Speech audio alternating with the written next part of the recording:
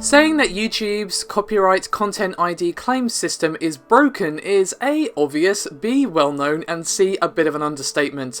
At the moment, as we all know, if you upload a video and someone else claims the video with the content ID, be it through automated system or someone manually claiming it, you obviously do not receive any revenue on that video until the dispute is cleared up. So basically, a lot of the time, it will be automatically matched against something that is completely wrong in a lot of cases, and it's not that content or it's not owned by that company. You know, I've had a couple of occasions myself where I've uploaded a video and YouTube has been like, hey, this belongs to Rooster Teeth, and I'm like, what? No. So, you know, it gets cleared up, but by the time it gets cleared up, it's far too late for me or anyone, and in this scenario, to receive the money they should have earned during that time. And YouTube said of the old system in a blog post, quote, currently videos that are claimed and disputed don't earn revenue for anyone, which is an especially frustrating experience for creators if that claim ends up being incorrect while a video racks up views in its first few days. Now, as we all know, or as you probably know, in the first few days, that is the best time for a video in most cases. Now, there are times, of course, when your video becomes relevant later on down the line. Let's say I do a video on a game and that game goes on sale on Steam. I'll obviously get more views because people want to know, is this game good? But most of the time, it will be the first few days is the key time. So it's incredibly frustrating to lose revenue to a false copyright ID claim. Now, YouTube is actually doing something right for once. They are developing a new system where they funnel the revenue made during that content ID dispute period into a separate account, and whoever basically is in the right gets that money once the conflict is settled. So in this new scenario, I get a copyright ID, I dispute it, a few days later it gets cleared up, and I receive the money that video was earning during that time. Or if it goes the other way, the other person will get it. Now, YouTube went on to say, quote, when both the creator and someone making a claim choose to monetize a video, we will continue to run ads on that video and hold the resulting revenue separately.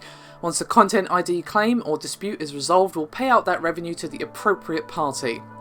Now, don't expect this new system tomorrow. YouTube have said that they will roll this out in the, quote, coming months.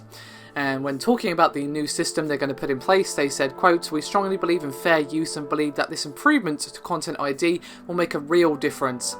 Making sure our Content ID tools are being used appropriately is deeply important to us, so we've built a dedicated team to monitor this. Using a combination of algorithms and manual review, this team has resolved millions of invalid claims in the last year alone, and acted on millions more before they impacted creators. The team also restricts feature access and even terminates a partner's access to Content ID tools if we find they are repeatedly abusing these tools. Now, this is huge. It cannot be understated or overstated even how huge this is. This is a massive improvement on the current system. Because at the moment it is pretty profitable for some chancer to say they own a thing when they don't own the thing, make money from it, and they keep that money at the end of the day, as far as I understand. Even if they don't keep the money, it's still incredibly frustrating to lose a decent chunk of revenue thanks to a false ID claim, thanks to either a robot or someone abusing the copyright ID system. Now, to be honest, one thing they also need to add in line with this is to further punish people who deliberately abuse Content ID tools. We have seen many times certain developers and people in general using the copyright strike system to take down videos that are well within fair use, but they just don't like what was being said about their game. You know, we've seen this with Jim Sterling multiple times. He has had multiple videos taken down by Digital Homicide. Of course, we've seen it with Total Biscuit with the Gary Day One's incident, and another one, Guys of the Wolf or something like that, where basically they were really harsh on this game. The developers didn't like that and abused the copyright strike system to remove that video, and because they couldn't take criticism, that video was deleted, and of course the channel was impacted. Now, this is a flagrant abuse of the system, and people who do this repeatedly on a false thing should definitely feel some repercussions. At the moment, as far as I understand, there's not really any real punishment for it, so they need to crack down harder on those people. I'm not talking about the automated ones, because that's no one's fault. If a robot says, hey, this person owns the thing, when they don't own the thing, I don't mean that. I mean a person manually abusing the system to get rid of videos that they personally disapprove of because it disparages their product or whatever. That's not how this is supposed to work.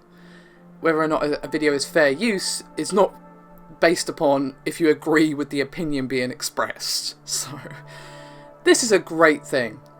Now, it's a shame it's not being implemented now, but it's being implemented, which is way better than the current situation. So, thank God.